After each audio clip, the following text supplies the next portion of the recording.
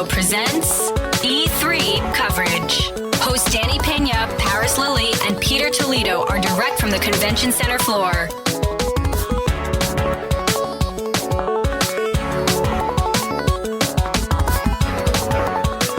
Hey, what's going on, everybody? It's Paris, E3 2019.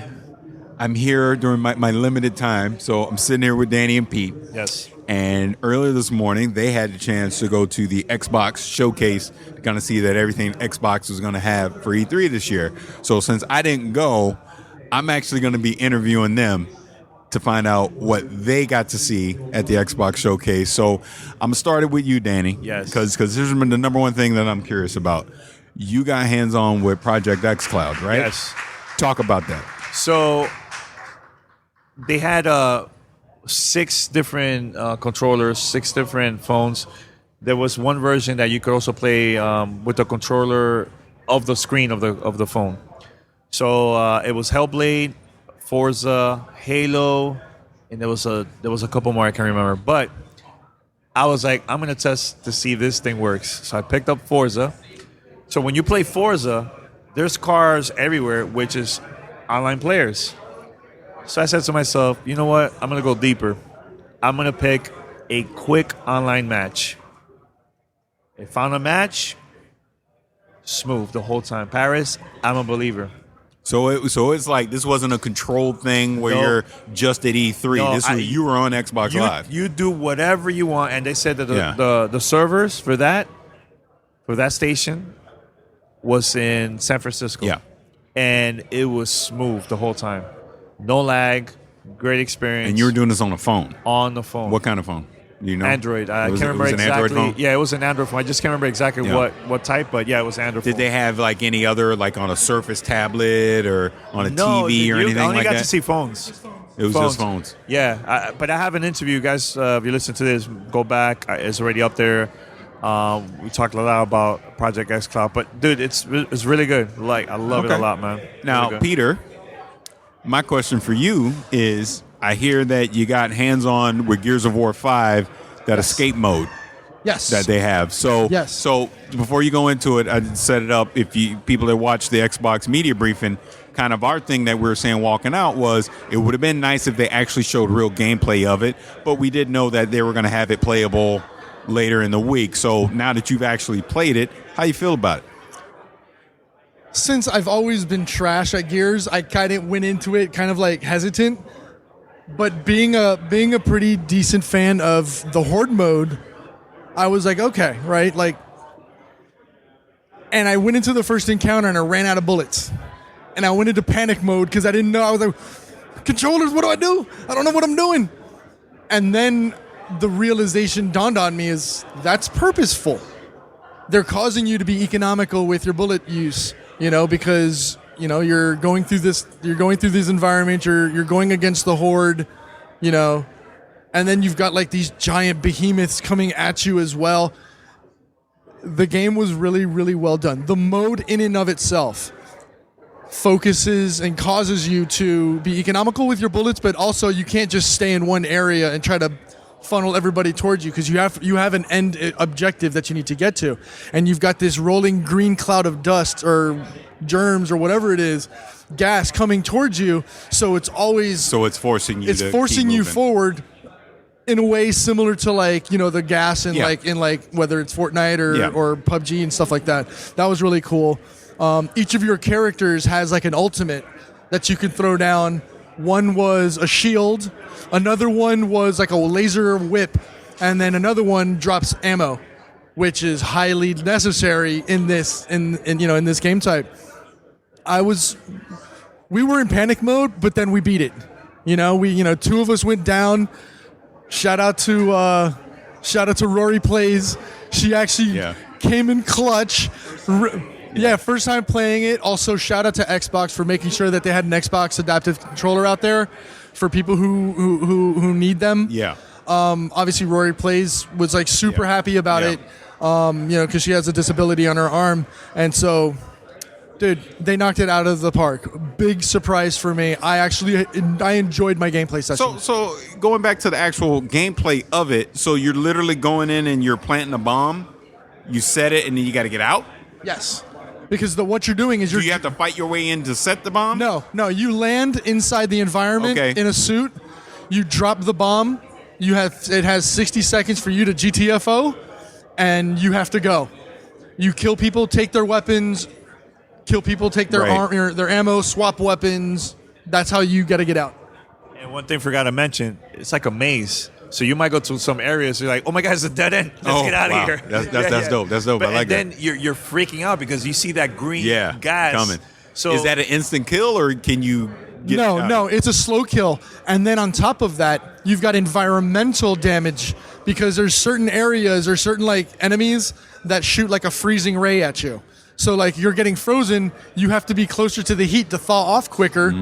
While the gas is coming behind you, so there's double environmental damage. So it definitely sounds like a fun mode. It sounds like a really, really fun mode. Now, I'm curious, so when you completed it with the objective, is it just for the glory of it? Is there weapons or some kind of gear or any I didn't incentive? see any gear or loot drop. It was also early technical tests, so I don't know if they maybe not implemented that early enough. Because I'm curious, okay, we played what's through it a the few incentive times. to continue playing What's the replayability of it? Yeah. So I noticed at first it was difficult for us, but that was like the beginner difficulty. And it was kind of difficult, right? Yeah, so then we finished and it says beginner. So I asked him, so I can make it even harder? He's like, yeah, trust me, you can make this really, really harder, man. So I enjoyed it. It was really, really fun. I think Gears needed something like that, something new. It can't be just campaign, multiplayer, and horde mode, and that's it. Adding this, really good. Now, what about the Xbox Elite controller version 2 or whatever they're calling it? I didn't get no hands. I only had an interview. No, I didn't. Well, I want Pete to talk about it then. Hand him the microphone. Gears, that was the Elite? Oh, snap. Oh, I didn't notice. We'll give Pete the mic. I want to know about it. All right. No, it's very comfortable. It feels a little bit more comfortable than the previous one because I think the grips, right? They changed the design of the grips. Yeah. What else? And it's Bluetooth now. Yeah, it's Bluetooth, which is very important nowadays, especially with streaming and everything else. xCloud, I think it's perfect, man. So Did you put a price on it? I have no idea what the price is. So 179. Okay. Yeah, but it's $179.99. It comes with its own charger. So like before, you just have to take a USB cable, but this actually comes with a purpose-built desk. That's pretty good price when you can compare it to what Scuff is doing, to what Astro is doing. It's right along in it's line. comparable, right? Yeah, and if you think about it, it now has the adjustable thumbsticks, so you can tune in, you can dial in the tension you get on there. The triggers are short hair triggers, so now you don't have to do a full depress to get to isolate a firing range. Short tap and it'll fire. The custom profiles. The 3 custom profiles, that's a phenomenal mode, in case it's for different games. I know I do that for like on my keyboard and mouse layouts for macros and things like that, depending on the game. But you can do that per game. Like if you have a sniper type build, or if you want to go to a shotgun build or something like that, you can have separate profiles on there. And there's one thing that I was surprised. So during my interview, I was like, so it's 40 hours, right? Battery life. So that's with the rumble off. He was like, no, that's with it on. I was like, all that. Wow. 40 hours? That's impressive. Wow, that's impressive. Very impressive. That's impressive, and it's rechargeable. That's good. That's good. The ones we played were hardwired, if I'm not mistaken. A, for security. B, yeah, they don't want anybody running out. B, obviously you want to keep them at full charge while you're there doing the play session. But yeah, those were fun. I got the chance to play Bleeding Edge from Ninja Theory. I kind of went in a little hesitant because we don't know anything about it, right? Having played it though, I was right. It's definitely, it has that Overwatch feel. It's got the cell shading graphics, kind of like Borderlands, which for me, the artistic mode for that was really dope. But there's, some characters, all the characters have a different attack, right? Some are healers, some are DPS tank builds, some are snipers. So it's really cool. You have to have a combination. So everybody got to play with 3 players and a dev. so that and you go through, you get to do like a training session to get to know what the characters do, how to play it, and then you go in, and we went against another team. Technical test comes out June 26th, I think. Everybody that played it got a code so they could participate in the beta. That's awesome. In the technical test.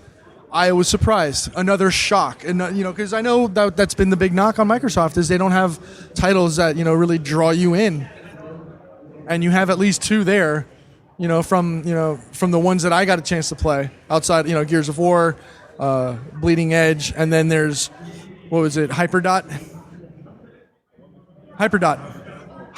from Tribal Games. Every year at the showcase, I find that one knockout. Just like it's that little hidden gem. Yeah. Last year it was Lucky. For me, this year it's Hyperdot. Hyperdot, built by this kid in school, who not a computer game development school. It was just like something else for like pirating software or something like that. And he created this game, and in 2.5 years. He went through the whole process of developing the game. Just this past GDC, he got picked up by Microsoft and the ID at Xbox. Phenomenal story. I got a chance to interview him. His name is Charles. Dude, that game, it's one of those games that you sit down with your friends and by like in the next 5 minutes you're yelling and screaming and cursing and laughing because it's that chaos ridden and fun. It's kind of hard to explain it though. Like you literally have to see it on video to understand it, but you can use the adaptive controller as well, or you can use the foot pad, for folks with disabilities, or you can just use a regular controller. I was using it with a Wiimote on the adaptive controller because it was easier for me to be able to control it using that. But basically, you're a dot in an arena with different environmental variables being thrown at you, whether they're from the walls or they chase you. It was it's just really, really fun and hectic, and I had a blast. I was glad to find a game that takes me out of my normal shooter element, but it's something that I could see myself not just playing by myself, but playing with my family, playing with my kids. I miss that type of fun, right? And we don't do that all that often. I think this is a great title for that. That's awesome. Now, is there anything else from Xbox? So when I was sitting down with Aaron. Okay, I don't think you should talk about that here. No, People listen to the interview. I know it's one part that I was surprised because I thought it was a bigger, well-known developer that worked on this game. So I asked him about Blair Witch. I was like, "Oh, I'm excited for Blair Witch. It's pretty big." He's like, "Oh yeah, it's an ID at Xbox game." I was like, "No wonder it says, Xbox Game Pass." I'm like, "Wow, that's pretty big, and that's a well-known." Yeah, a well-known movie, you know what I'm saying? So that was really cool. I just wanted to say that real quick. Yeah. So anything else Xbox? Anything else? There was a lot of other games. I know there was Doom there, Borderlands. They have Forza, the Lego one. The Lego one. They had a lot of smaller titles from like indie companies. Was there anything else that was there? Sea of Thieves DLC was there. It was a cool setup. They had Halo Master Chief Collection for the PC. That was the one. So you didn't, because I know the PC version of Reach was playable there. Yes. Did you play it? No, we couldn't. There was not enough. We didn't have time. You just figured it out. We'll figure it out this week. That was my only request. We will. I did. I literally did. I did tell him that. I told him that. I go, hey, tell Pete to play Reach on the PC. I said it. I didn't tell him. But honestly, we didn't have no time. But I'm gonna be going there all this week. So you're not gonna use a mouse and keyboard though. That's what I want to know. See, that's why I say get Pete.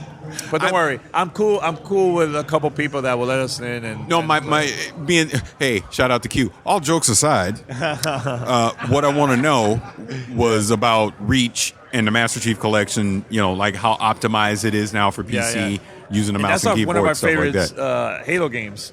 Oh yeah, that's the last Bungie game. Yeah, it's right up there. Yeah, definitely. So that's cool. That's cool. Now I have one other thing. This is not Xbox related. It was kind of sort of, but not Xbox. Okay. I'm sad about one thing that I found out today. Okay. If you go to pre-order, because I was going to pre-order the collector's edition for Cyberpunk.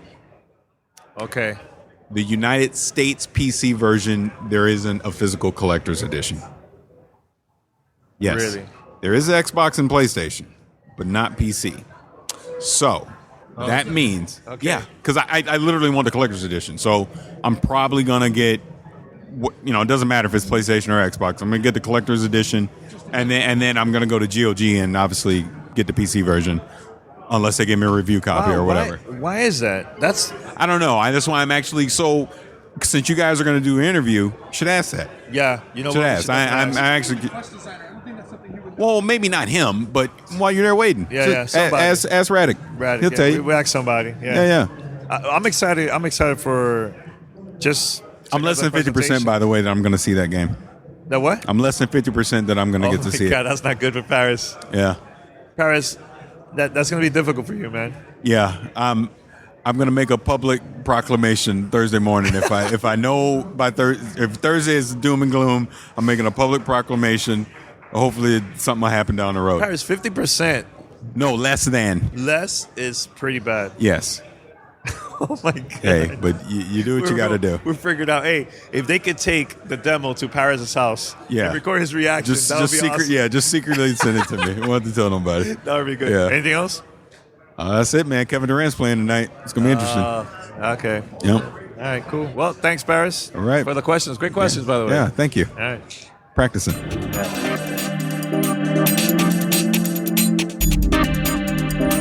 Thanks for listening to Gamertag Radio. Be sure to like us on Facebook and follow us on Twitter.